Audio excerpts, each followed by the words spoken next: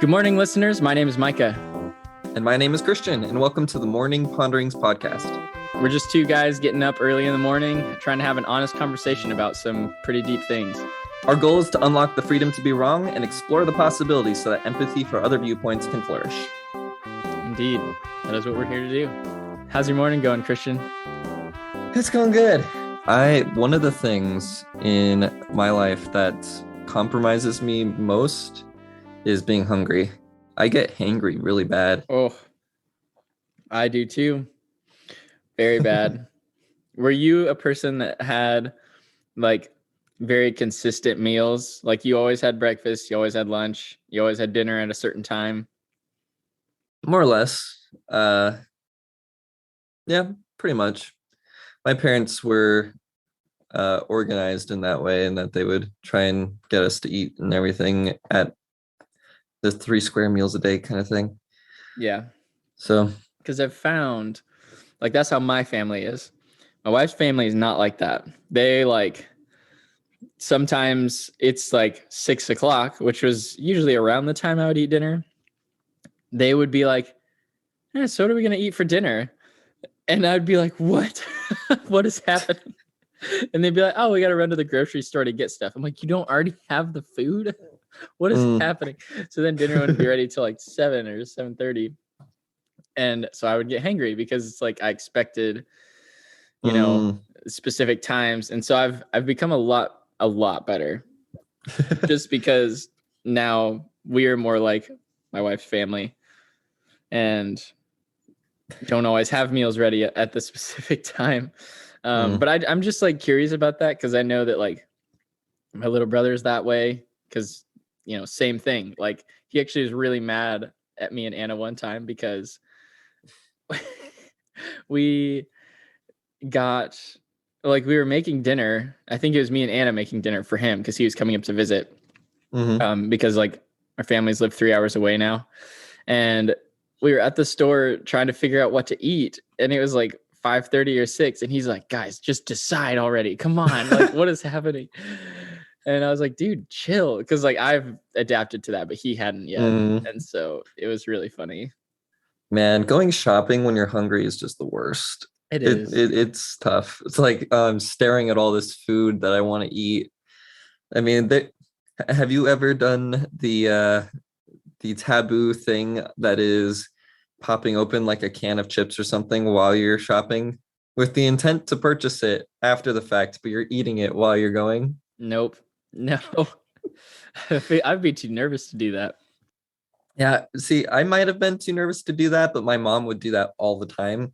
And Really? So in extreme cases, when I'm really hungry, it's just a thing. And sometimes when you have a toddler, it's just, okay, Kelly, I know that this makes you uncomfortable, but we need to start feeding this kid potato chips because he is just hangry. Wow. My son gets it really bad. He gets Okay. it really bad.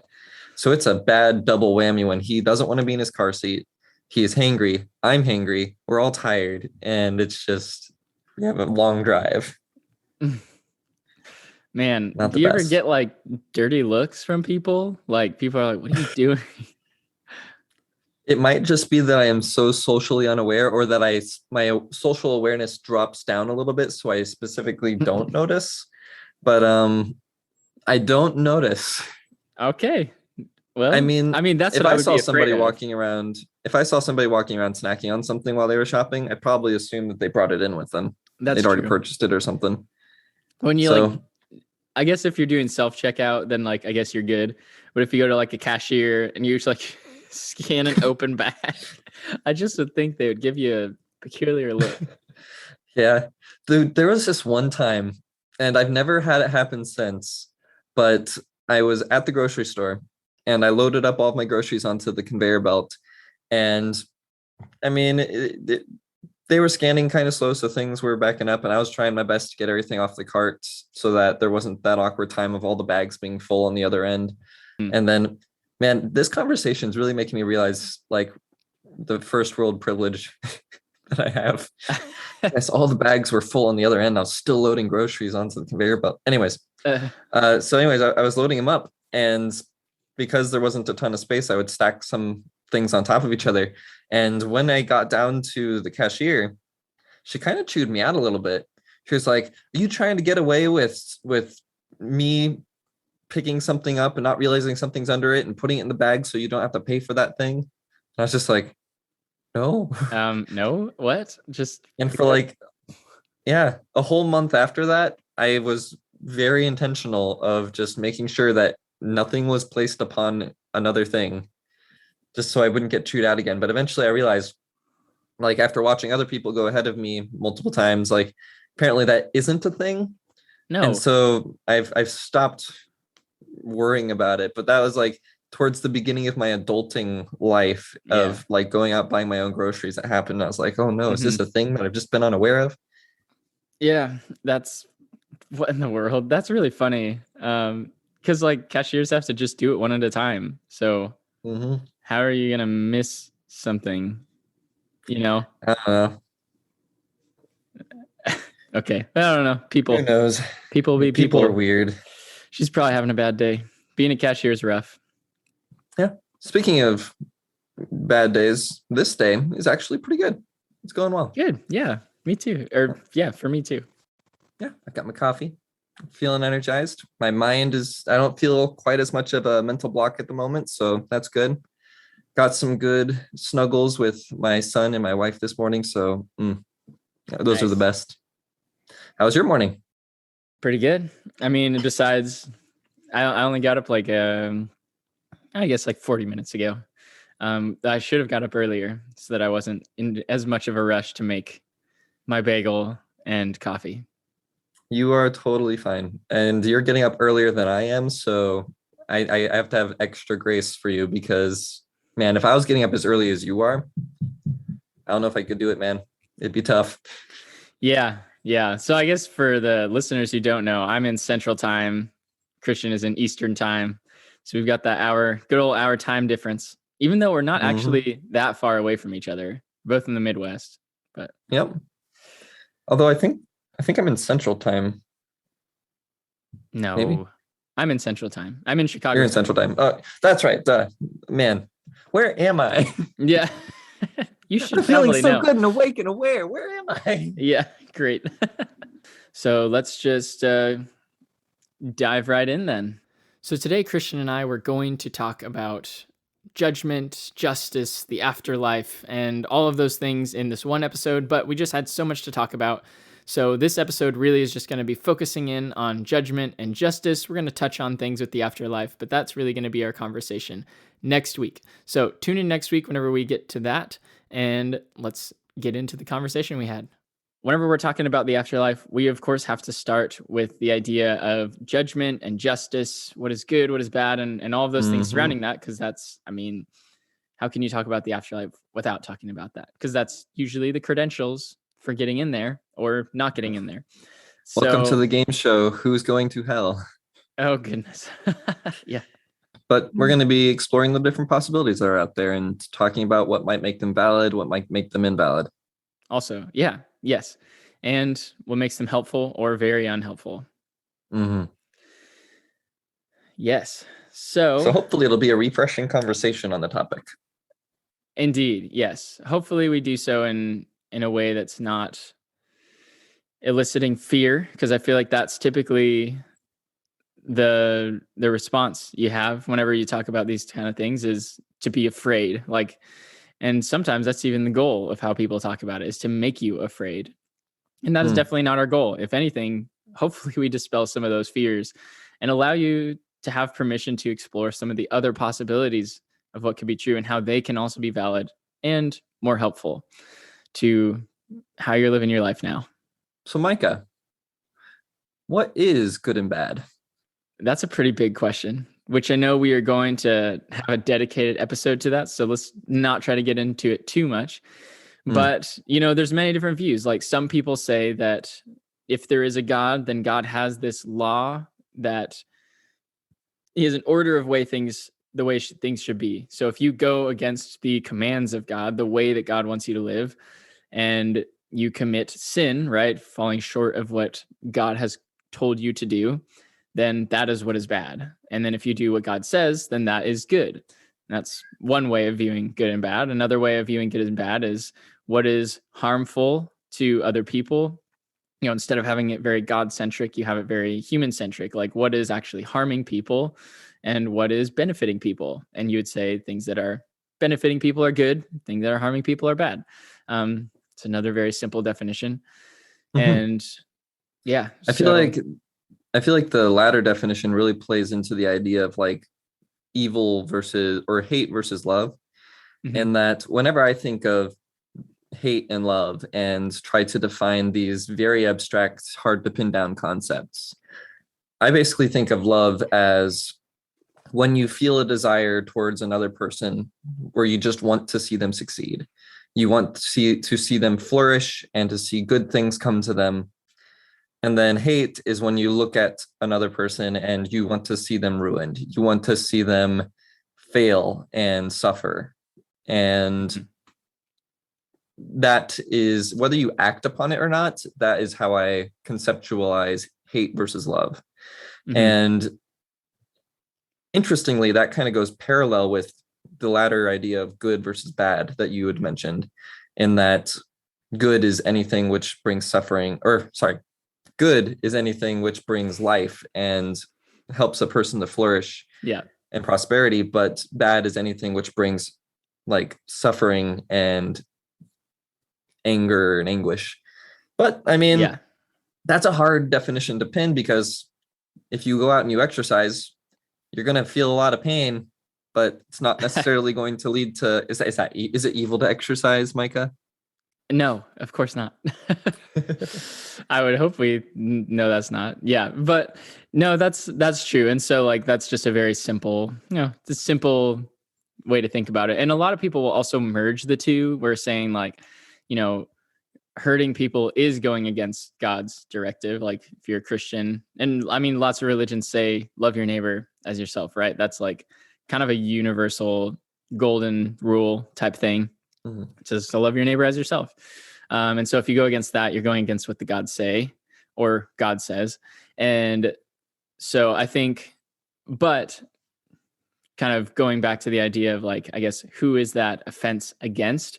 Like some people, if they're human centric, they'll say, well, it's against the human. So you need to like remedy that in like interactions with humans. But if it's like, even if you hurt humans and you're going against God's directive or God's commands, then that's against God. And so God is the one who needs to forgive you, not humans. And so that's where kind of the idea of judgment comes in, is like, how is God going to judge you? Is he going to judge you based on the good and bad you've done towards humans, or the good, or the ways that you have just fallen into the commands that God has given to you? Yeah, and one additional layer on top of all of that, and this is a bit of a trigger warning for anybody out there who's experienced immense religious trauma. A lot of times Christians try to justify their hate as, and they try to masquerade it as love, in that, oh, you have fallen away or you've walked away and now you're pursuing this career that's just going to pull you further away. So now I have to go out of my way to destroy your career so that you don't fall further away from God. And so I'm going to go out of my way to see to it that you suffer until that you hit rock bottom so you can realize that you need God again. And that's one version of it. There are some that are even worse and just horrible stories that I've heard. Yeah. But that, the question then is brought up, whether we want to consider the question or not, is that really love? Like, is somebody going out of their way to hurt another person and see them fail because they are worried for where they're headed? Yeah. It's a tough one. It's one I'm processing still. And I have some more work to do in this. But if you believe that the greatest love that you can do for somebody is get them to the right side of the afterlife, into heaven, into paradise, whatever your version of eternal reward is, if that's the most loving thing you can do, you can almost justify anything, right? You can, because if our life is just a blip and then we go on for eternity and there's no changing eternity once you're there, then what is this life, right? Like you can justify almost anything. And I think that's what Christians did, like during things like the Crusades, the Spanish Inquisition, things like that, because like you Witch can trials. those things, because like you can justify anything if eternity is so much larger than this life. And if that's the most important thing, then like that kind of would be the most loving thing to do.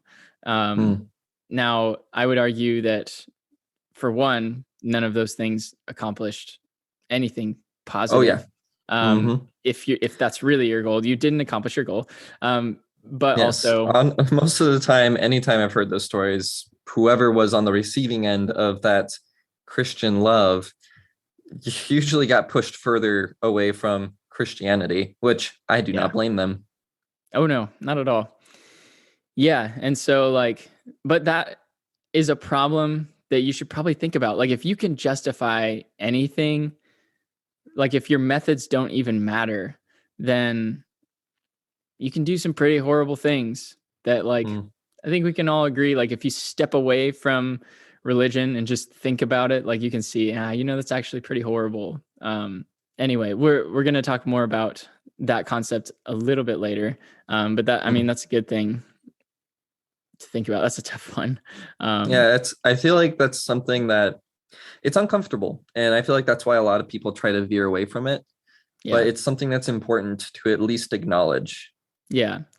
And I think deep down, people kind of know, like, hopefully, I don't know, maybe I just have too much faith in humanity that like what you're doing is wrong. Like if you are harming somebody in order to like get them to some afterlife, I think deep down, there's something not right about that.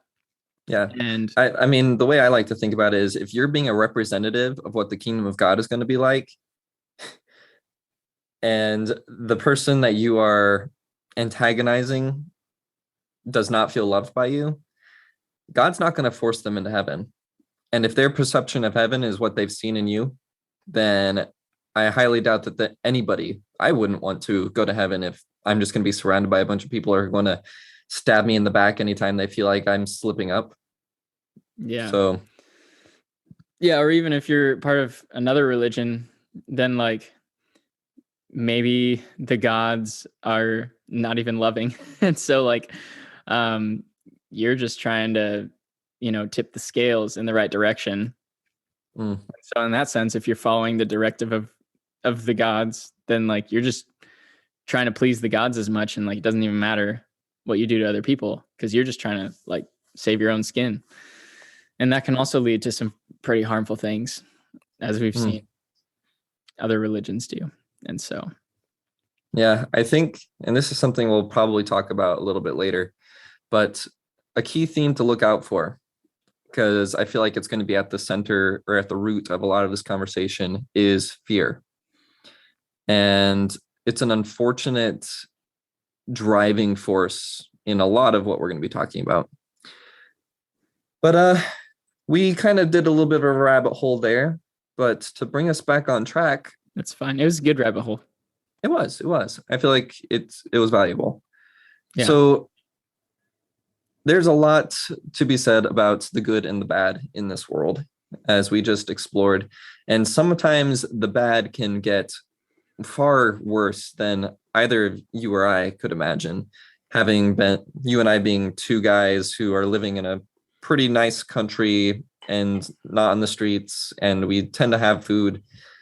I don't know a whole lot about your situation, but I mean, I think it's safe to say that there is an extent to which we are privileged to live the lives that we do.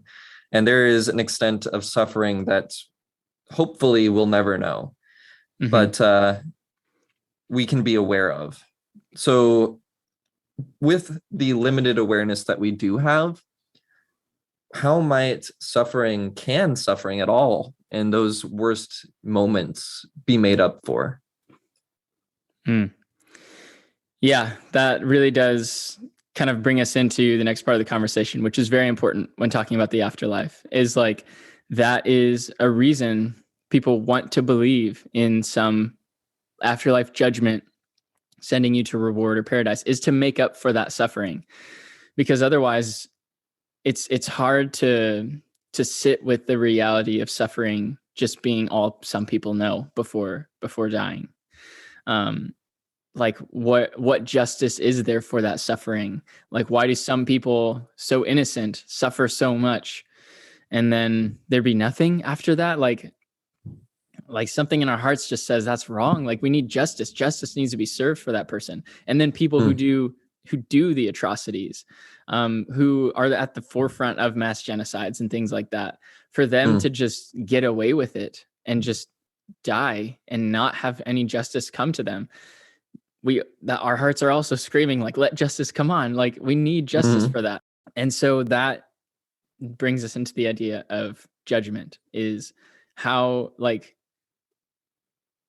is judgment going to be the answer for that suffering? Is it going to bring justice to what we see in the world and like make things, like, help us make sense of some of the suffering that we have? What do you think? Yeah. I want to zero in a little bit on justice, because it's a very, what's the word I'm looking for? Abstract kind of concept, in that, and I think it might be a little subjective even, because if you look at the wages of sin, if we're looking at it from a Christian perspective, the wages of sin is death, and death being the highest consequence for the selfish, terrible things that humans tend to do. And it's weird that, like, is it even right in our hearts to desire to hate another person, desire their suffering because they've done horrible, terrible things? And to what extent can that person be held responsible? Like, especially coming from a religious perspective, we're all meat computers who are sort of products of our genetics / products of our environment. And so if the sum of those things leads a person to mass genocide, like, might it have been a glitch in their genetics that could have been fixed? Like, if we can go into their brain, find out where that glitch is, fix that glitch, and they become a completely new person, can they even still be held responsible for what they've done? And would it be even just to hold them responsible for something that was out of their control? And this is weird. It's a weird thing to talk about, because it sounds like I'm trying to justify genocide, which, no, genocide is terrible. It's horrible in any sense of the term. But it's one of those things where, like rabies, that makes a person extraordinarily violent and that they lash out at other people uncontrolled. They become a victim of something that then creates further victims. Yeah. And it's a bad situation all around. And we really want to point the finger to blame at somebody, but to what extent do we just write up things to, that was very unfortunate? Man. Yeah. I think at the forefront of enacting justice and holding people responsible is the expectation that they can be better. Like, in the sense of the real disease of rabies, like, is there a cure for that, by the way? Like, is there? Last I heard, I don't think there is. That's a bummer. That sucks. Fortunately, it's not I mean, you can get armed against it, I think, so that if you did get bit by an animal with rabies, that you wouldn't contract it. But if you already have it, I think you're too far gone. I'm not a medical professional. This is not medical advice. I could be completely wrong. Good thing to throw in there. Caveat. Anyway, so with people who are committing horrible atrocities, like, there is that expectation that, like, you can be better and should be better. And that's what confuses me sometimes about the belief that we are inherently evil, is like, how can you hold somebody accountable for something that is just them? Like, if that is just the core of who I am, how can you hold me responsible for that? Because, like, that's just me being me. Just a right? human being a sinner. Just a human being a sinner. And I think obviously people are like, well, you have to, like, deep down we know, like, no, because we all have a sense for justice. Like, we all want justice. And so you have to hold somebody accountable, because otherwise our society will fall apart and we'll just have more suffering. But I mean, that's something we have to think about too. If like that is the just who you are, if you are just like the product of your situations, then like, can you hold them accountable? And that's where even your idea of what good and bad comes in as well, is like, well, it doesn't matter. Like some people say, well, it doesn't matter because like you're going against God's commands, or it doesn't matter because you're hurting people. Like, and kind of either way, like you have to like uphold good and like have justice and like stop the harm or stop the breaking of commands, either for the better of that person or for the better of society. Yeah.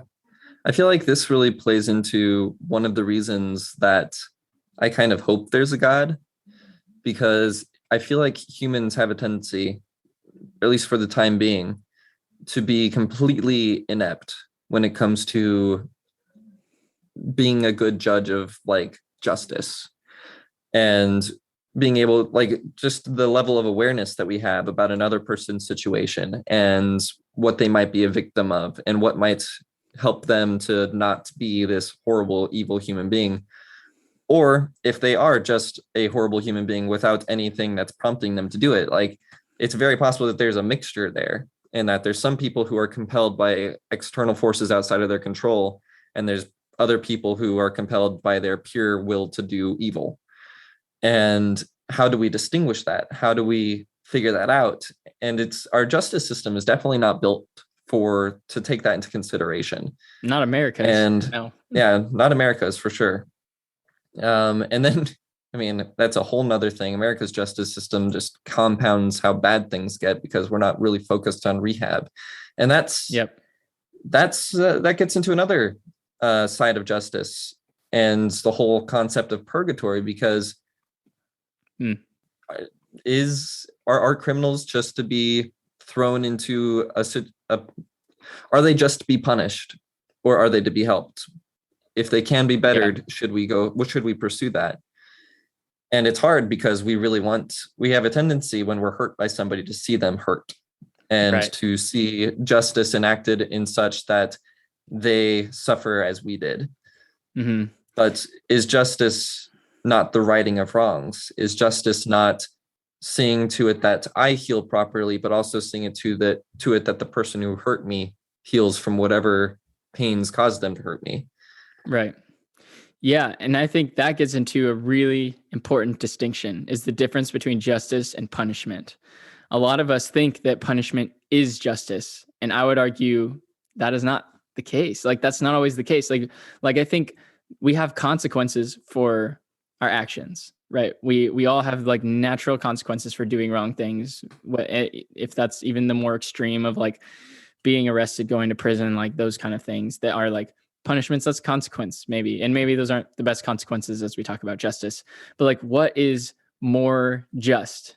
Like somebody who, so take an example of somebody who's like grown up on the streets, who's been like a part of gangs, and like that has been their life, that has been their way of survival, because like they maybe like to some extent are like impoverished and like need the support of a gang, or maybe just want that sense of belonging.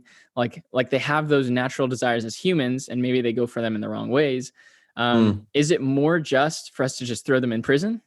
Or is it more just for us to have systems in place that help meet those needs that they have, so that they don't have to go searching for them in these harmful ways? Like, what is true justice in those two options there? And I would 100% argue it's going to be meeting their needs in the other way, so that they can live into their best potential in humanity, like in their own humanity, rather than just punishing them. Like, what is that going to do? Like, they still are going to, what are they going to do when they leave? Like, they're still going to have those needs. They're still going to have those desires. None of that was solved, but now you've made life harder for them.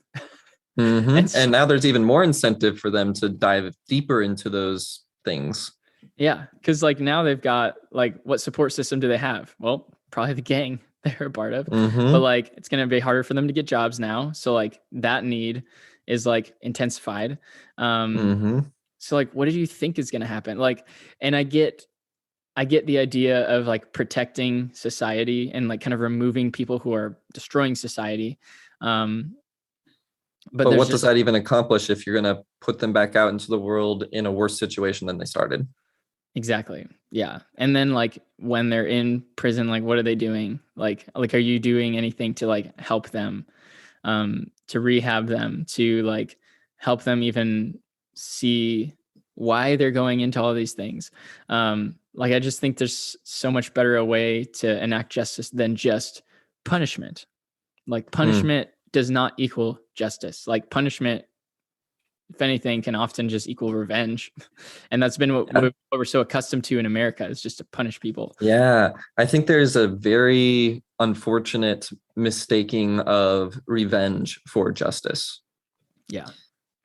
So I agree with you completely on all of those fronts, though we have kind of, I mean, in a way, there's a bit of a parallel between justice in a human sense and then divine justice.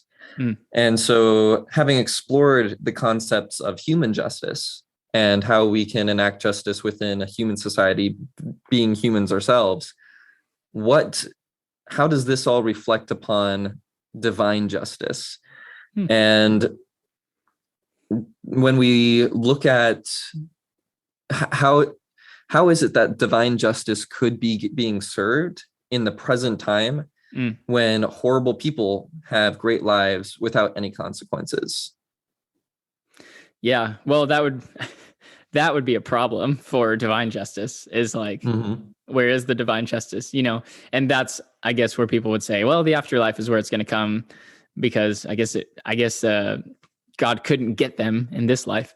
He couldn't enact that. But a lot of people, whether they admit it or not, will kind of chalk up divine justice to karma. Basically, like when a bad things come your way, when you have done bad things, and like, oh, well, you're just getting what you deserve. Like you are reaping. What goes around comes around. Yeah. You reaped what you sowed, like, which is, it's karma, everyone. That's karma. But like that would be, I guess, people's sense of divine justice is you've done bad things. God kept a record of that and is like, okay, later on, you're going to experience this because of that. And that's justice, I guess. What do you think? One of the questions I really like to dive into and dissect is the whole concept of like, what does it mean to suffer? And from what I can piece together, suffering is the loss of anything good. And so be it losing health, losing comfort, losing finances, losing loved ones and relationships. And in a way, one could say divine justice is that those who have much in this life have much to suffer. They have much to lose. And so they will eventually grow old. And if all of their money isn't taken from them because they're robbed or they've spent it recklessly or whatever, by the time they die, I mean, they're going to grow old, they're going to get weak, they're going to suffer the pains of aging. And then eventually when they die, whatever they had is going to be lost to them. Yeah. You don't take it with you after you die. And so one could say that those who have much have more to suffer. However, it's weird because we tend to juxtapose justice in this sense in as like a ratio. Ratio between suffering and pleasure. Okay. Yeah. And for a lot of people who are extremely wealthy or well off, they have an immense amount of pleasure for some chunk of their life. And then all of their suffering and loss is condensed down into this singular moment. Whereas a lot of other people who don't have a lot, all of their suffering and loss is more widespread, kind of all throughout their life, and possibly at a higher magnitude than the wealthy person will ever experience, which is where it gets weird. Like this is where it kind of falls apart. But then they have like little moments of pleasure and happiness potentially. But one could say as a possibility that that's where divine justice plays in. What are your thoughts on that? I wouldn't see that as very just because, I mean, once you die, then what suffering is that? Like if somebody dies really wealthy, you could say, yeah, they've lost a lot, but they're dead, so they don't care, right? Like, and like, unless there's an afterlife, in which case they're like, oh man, I don't have any of that stuff anymore. Unless there's an afterlife, and they remember this life too. Like they remember what they've left. True. I wouldn't see that as just.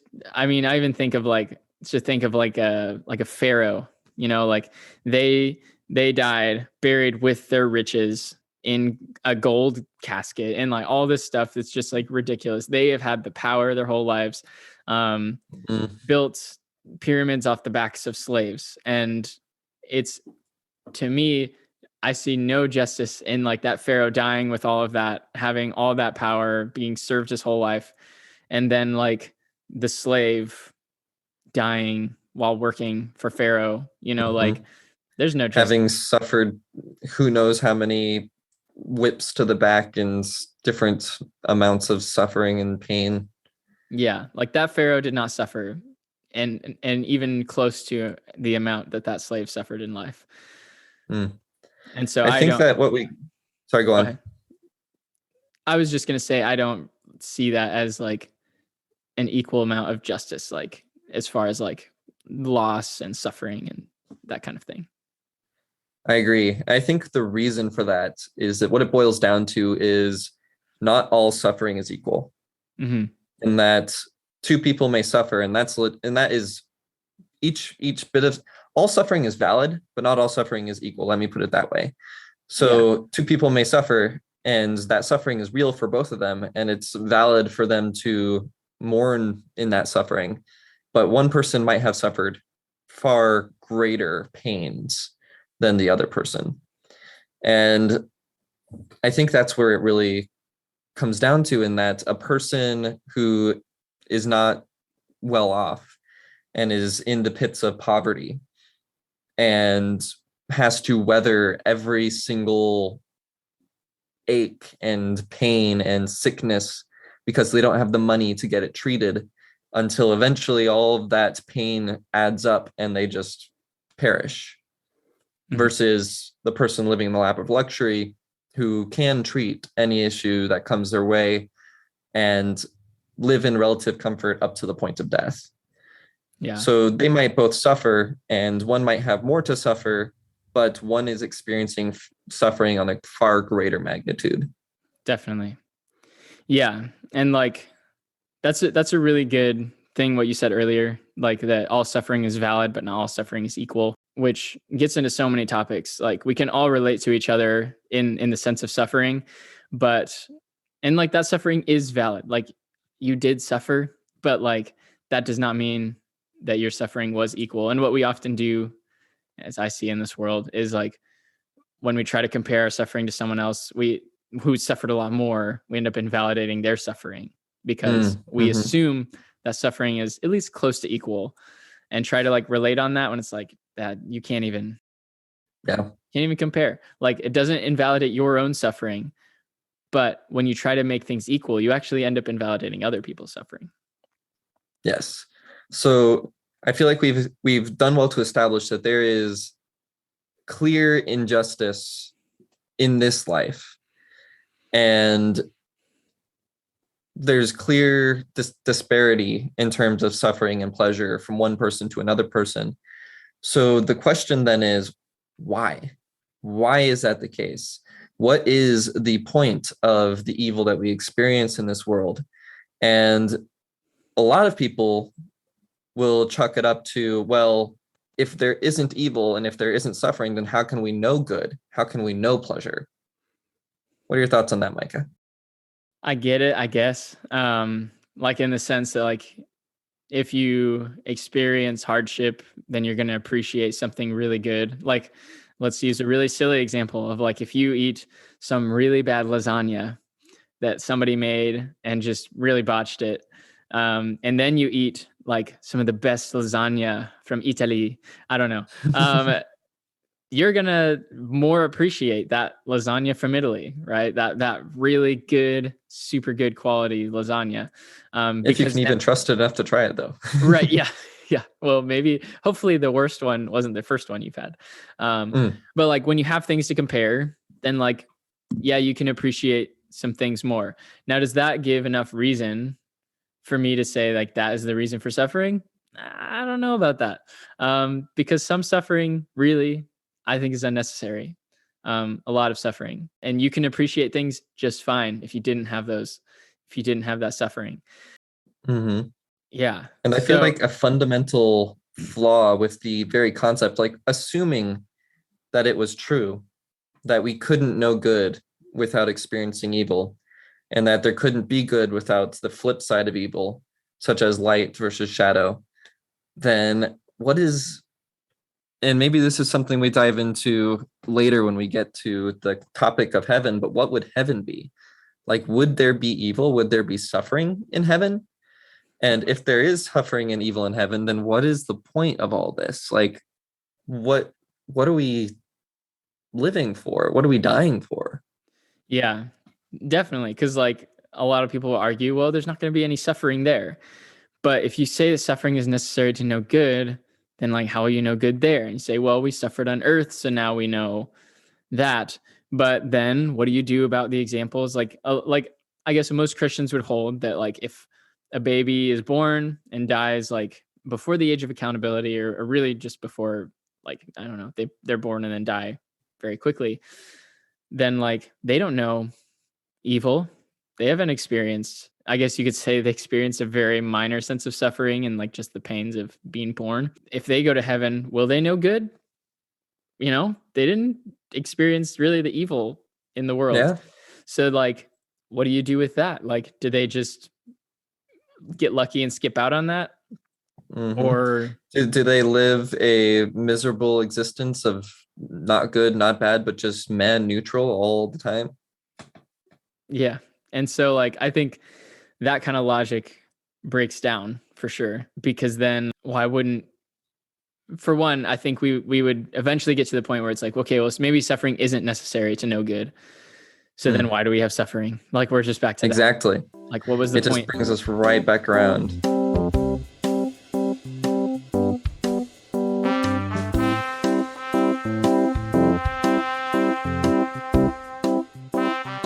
So this episode, we did plan on talking about the afterlife, but that is not where our conversation went. And I think it was really important for us to kind of lay the foundation of the ideas of justice and judgment, because those are pivotal to really our conversation on the afterlife.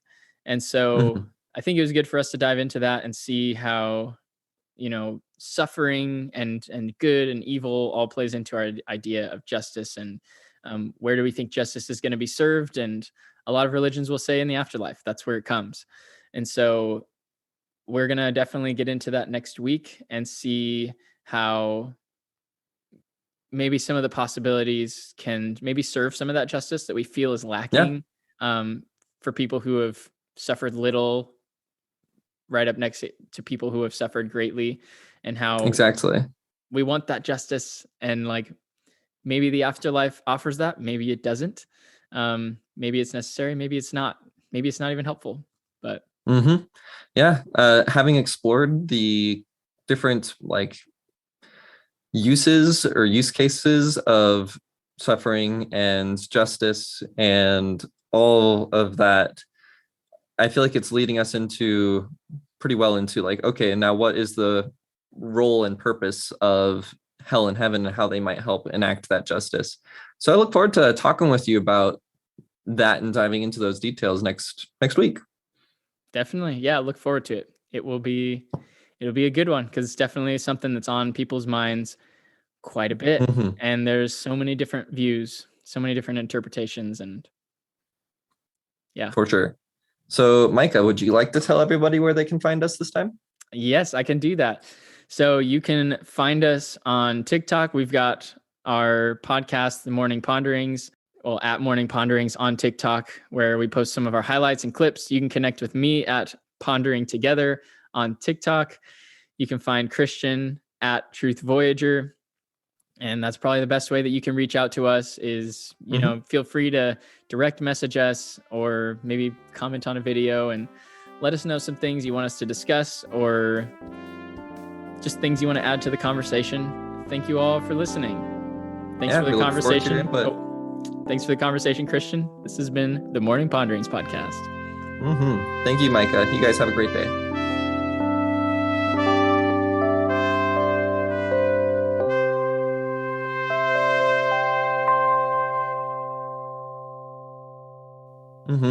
Our goal is to unlock the freedom to be wrong.